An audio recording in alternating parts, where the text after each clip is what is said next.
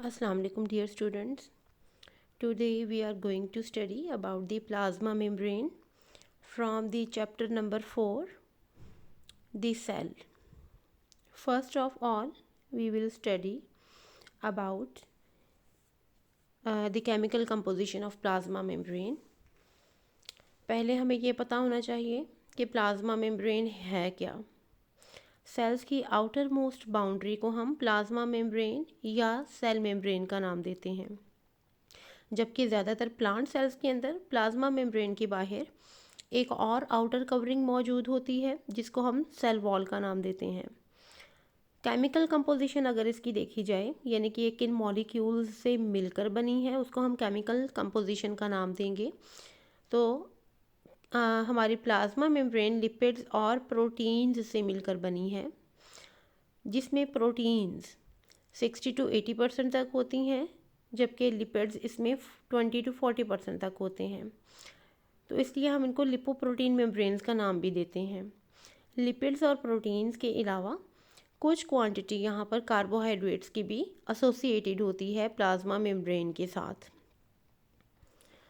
Then structure of plasma membrane. Plasma membrane की structural organisation के ऊपर कई साइंटिस्ट ने, कई बायोलॉजिस्ट ने काम किया, जिसके बारे में कई मॉडल्स जो थे वो पेश किए गए। पहला मॉडल जो कि इसकी स्ट्रक्चरल ऑर्गेनाइजेशन के बारे में पेश किया गया था, उसको हम यूनिट मेम्ब्रेन मॉडल का नाम देते हैं। और इस मॉडल के मुताबिक, जैसा कि आपको इस डायग्राम में नज़र आ रहा है, इसमें आपको अपर एंड लोअर दो पर्पल कलर्ड लेयर्स नज़र आ रही हैं, जो कि इनफैक्ट प्रोटीन्स की लेयर्स हैं। और इन दोनों लेयर्स के दरमियान में आपको दो और लेयर्स नज़र आ रही हैं, जो कि लिपिड्स की लेयर हैं।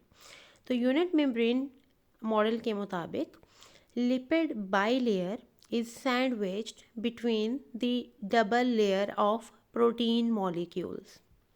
इसको हम यूनिट मेम्ब्रेन मॉडल का नाम देते हैं। और तब बायोलॉजिस्ट का ये ख्याल था, जब उन्होंने इस मॉडल को प्रेजेंट किया, कि तमाम सेलुलर जो मेम्ब्रेन्स हैं उनका यही स्ट्रक्चर है। कैसा स्ट्रक्चर है उनका, कि लिपिड की डबल लेयर जो है वो सैंडविच्ड है किसके दरमियान में, दो लेयर्स ऑफ प्रोटीन्स के दरमियान में। लेकिन मज़ीद रिसर्चेस से यूनिट मेम्ब्रेन मॉडल को फर्दर एविडेंसेस या सपोर्ट नहीं मिल सकी। उसके बाद एक और मॉडल पेश किया गया था प्रोटीन की स्ट्रक्चरल ऑर्गेनाइजेशन के बारे में, जिसको हम फ्लूइड मोज़ेक मॉडल का नाम देते हैं।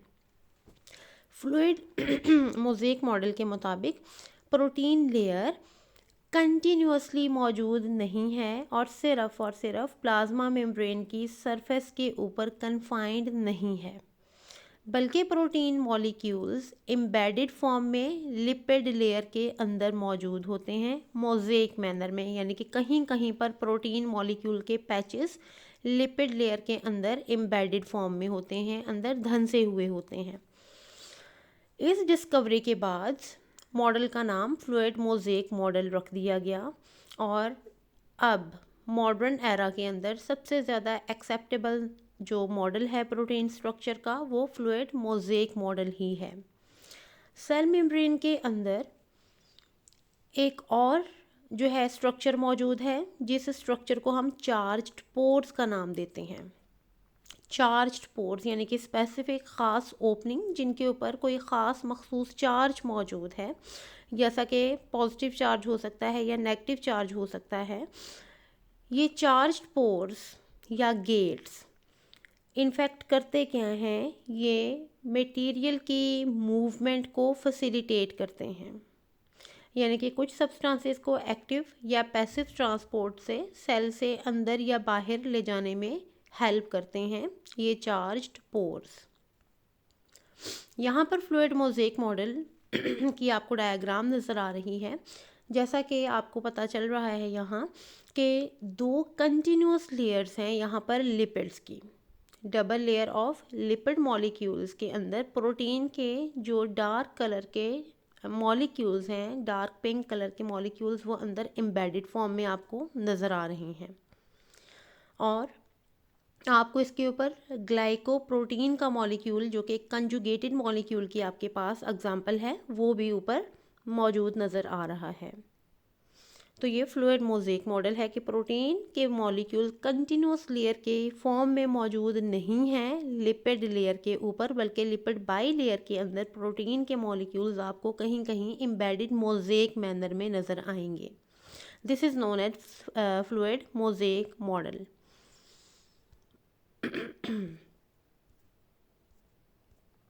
देन अभी हम स्टडी करेंगे फंक्शंस क्या हैं प्लाज्मा मेम्ब्रेन के। सबसे पहला और इम्पोर्टेंट फंक्शन यहाँ पर है transport of material. Plasma membrane जो है वो सेल के अंदर और बाहर मटेरियल की ट्रांसपोर्ट में हेल्प करती है, और ये इसका सबसे वाइटल रोल यानी कि सबसे ज़रूरी रोल है जो कि ये सेल के लिए अपना प्ले करती है।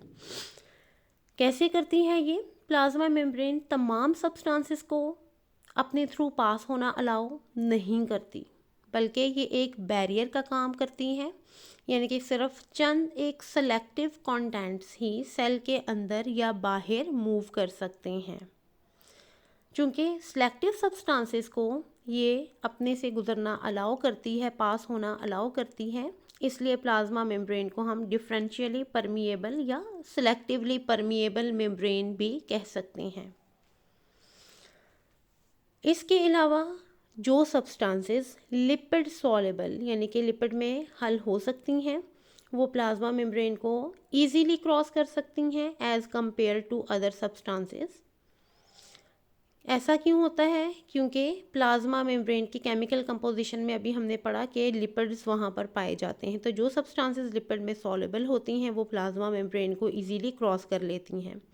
इस तरीके से ये मटेरियल्स के फ्लो को, आयंस के फ्लो को यानी कि सेल के अंदर आने को, सेल से बाहर लेके जाने को ये रेगुलेट करती हैं, और सब्सटेंसेस का वहाँ पर एक डेफिनेट ग्रेडियंट यानी कि एक मखसूस ग्रेडियंट जो है, कंसंट्रेशन जो है मेंटेन रखती है प्लाज्मा मेम्ब्रेन। देन बहुत से स्मॉल मॉलिक्यूल्स जैसा कि गैस मॉलिक्यूल्स होते हैं, वाटर मॉलिक्यूल्स, ग्लूकोज एक्सेट्रा, ये न्यूट्रल मॉलिक्यूल्स हैं यानी कि इनके ऊपर कोई पॉजिटिव या नेगेटिव चार्ज मौजूद नहीं होता। ऐसे मॉलिक्यूल्स इजीली प्लाज्मा मेम्ब्रेन को क्रॉस कर सकते हैं। इसके अलावा कुछ मॉलिक्यूल्स जो कि चार्ज्ड पार्टिकल्स हैं, या उनके ऊपर पॉजिटिव चार्ज होगा या नेगेटिव चार्ज होगा, उनको प्लाज्मा मेम्ब्रेन क्रॉस करने में डिफ़िकल्टी फेस करनी पड़ती है। और कुछ ऐसी सब्सटेंसेस जिनकी सेल के अंदर नीड नहीं है, जिनकी सेल के अंदर ज़रूरत नहीं है, वो कॉन्स्टेंटली मुसलसल पैसिव ट्रांसपोर्ट की मदद से सेल के अंदर एंटर होती रहती हैं। अब यहाँ पर आपको पैसिव ट्रांसपोर्ट का पता होना चाहिए। पैसिव ट्रांसपोर्ट क्या है? That's mean the movement of substances और the movement of molecules from the area of higher concentration towards the area of lower concentration is known as passive transport. यानी कि molecules की ट्रांसपोर्ट, जब molecules move करेंगे ज़्यादा मिकदार से कम मिकदार की तरफ, तो इसको हम पैसिव ट्रांसपोर्ट का नाम देंगे। यहाँ पर मॉलिक्यूल मूव करते हैं अलोंग देयर कंसंट्रेशन ग्रेडियंट, यानी कि खुद ब खुद ये ज़्यादा से कम मिकदार की तरफ मूव कर जाएंगे और यहाँ पर एनर्जी की ज़रूरत नहीं पड़ेगी। जबकि कुछ मॉलिक्यूल्स इस तरह के होते हैं कि उनको अगेंस्ट देयर कंसंट्रेशन ग्रेडियंट यानी कि कम मिकदार से ज़्यादा मिकदार की तरफ उनको लेकर जाया जाता है। That's mean they move from the area of lower concentration to area of higher concentration. तो इस मूवमेंट में एनर्जी की ज़रूरत पड़ेगी, क्योंकि कम मिकदार से ज़्यादा मिकदार की तरफ ले जाएंगे तो एनर्जी यूज़ होगी।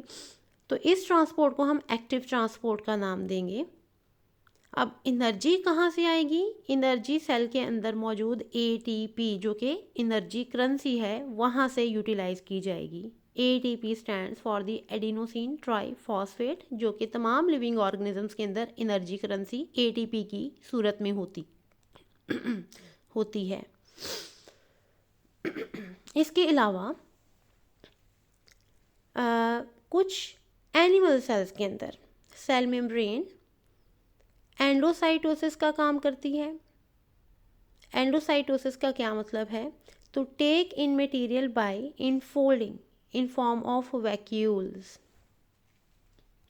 जैसा कि इस डायग्राम में आपको राइट साइड के ऊपर नज़र आ रहा है कि एक ग्रीनिश कलर का मटेरियल है जो कि प्लाज्मा मेम्ब्रेन के साथ इन कांटेक्ट आया। प्लाज्मा मेम्ब्रेन इन फोल्डिंग यानी कि अंदर की तरफ फोल्ड हो रही है और वैक्यूल बनाकर उस मटेरियल को सेल के अंदर लेकर चली गई। तो इस प्रोसेस को हम एंडोसाइटोसिस का नाम दे देंगे। अब एंडोसाइटोसिस आगे फर्दर दो टाइप्स का हो सकता है। फैगोसाइटोसिस दैट्स मीन अगर कोई भी मटेरियल सेल के अंदर गया लेकिन सॉलिड पार्टिकल की फॉर्म में गया तो हम इसको फैगोसाइटोसिस का नाम देंगे। दूसरी काइंड है एंडोसाइटोसिस की पिनोसाइटोसिस। इसका मतलब है अगर कोई भी मटेरियल सेल के अंदर गया और वो लिक्विड फॉर्म में गया है तो हम इसको पिनोसाइटोसिस का नाम देंगे।